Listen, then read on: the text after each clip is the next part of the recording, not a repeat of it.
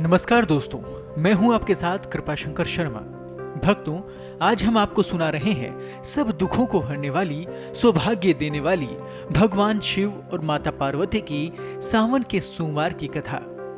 तो भक्तों, एक समय की बात है। किसी नगर में एक साहूकार रहता था जो भगवान शिव का अनन्य भक्त हुआ करता था।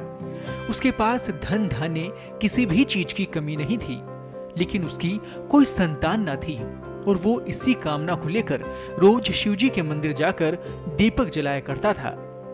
उसके इस भक्ति भाव को देखकर एक दिन माता पार्वती ने शिवजी भगवान से कहा कि प्रभु, ये साहूकार आपका अनन्य भक्त है। इसको किसी बात का अगर कष्ट है तो आपको उसे अवश्य दूर करना चाहिए।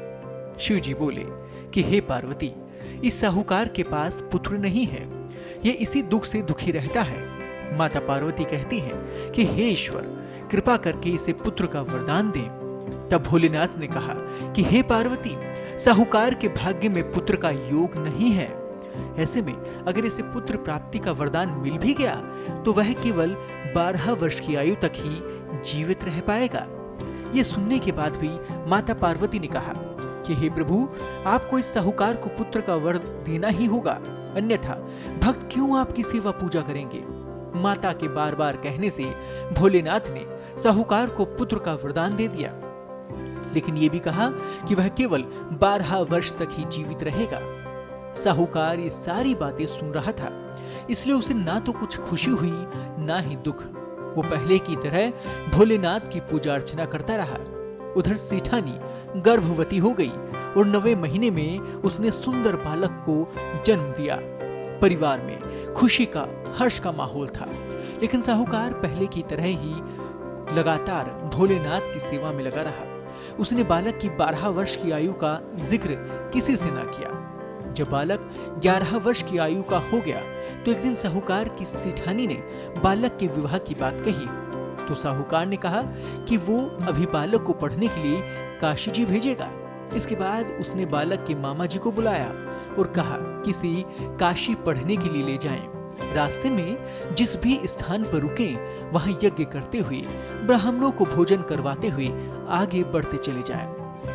वे इसी प्रकार से आगे बढ़ रहे थे कि रास्ते में एक राजकुमारी के विवाह का पता चला। जिससे उसका विवाह होना था वो दूल्हा एक आंख से काना था। तो उसके पिता ने जब अति सुंदर साहूकार के बेटे को देखा तो उनके मन में यह आया कि क्यों ना इसे ही घोड़ी पर बिठाकर शादी के कार्य संपन्न करवा लिए जाए। उन्होंने मामा से बात की और कहा कि इसके बदले वे अथाह धन देंगे, तो वो भी राजी हो गए। इसके बाद साहूकार का बेटा विवाह की बेदी पर बैठ गया। जब विवाह कार्य संपन्न हो गए तो जाने से पहले उसने राजकुमारी की चुंदरी के पल्ले पर लिखा कि तेरा विवाह तुम मेरे साथ हुआ है, लेकिन जिस राजकुमार के साथ तुम्हें भेजेंगे वो एक आंख से काना है। इसके बाद वह अपने मामा के साथ काशी के लिए चला गया। उधर जब राजकुमारी ने अपनी चुनरी पर यह लिखा हुआ पाया तो उसने राजकुमार के साथ जाने से मना कर दिया। राजा ने भी अपनी पुत्री को बारात के साथ विदा नहीं किया। बारात वापस लौट गई। उधर मामा और भांजे काशी जी पहुंच गए। एक दिन जब मामा ने यज्ञ रचा रखा था और भांजा बहुत देर तक बाहर नहीं आया तो मामा ने अंदर जाकर देखा तो भांजे के प्राण निकल चुके थे। वो बेहद परेशान हुए, लेकिन सोचा कि अभी रोना पीटना मचाया तो ब्राह्मण चले जाएंगे, यज्ञ का कार्य अधूरा रह जाएगा। जब यज्ञ संपन्न हुआ तो मामा ने रोना पीटना शुरू कर दिया।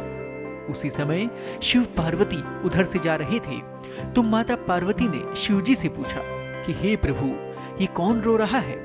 तभी उन्हें पता चलता है कि ये तो भोलेनाथ के आशीर्वाद से जन्मा साहूकार का पुत्र है।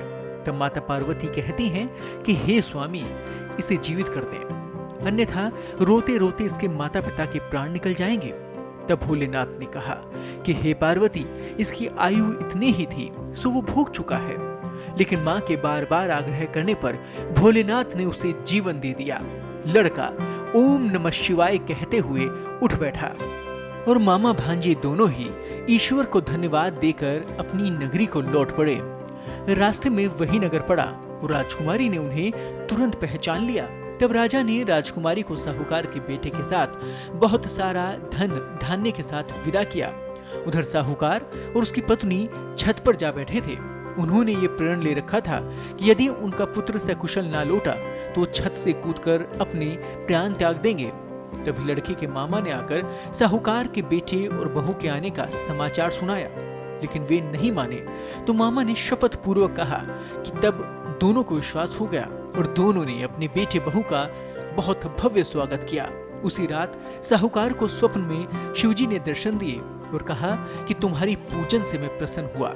इसी प्रकार जो भी व्यक्ति इस कथा को पढ़ेगा और सुनेगा उसके समस्त दुख दूर हो जाएंगे और मनोवांछित सभी कामनाओं की पूर्ति होगी।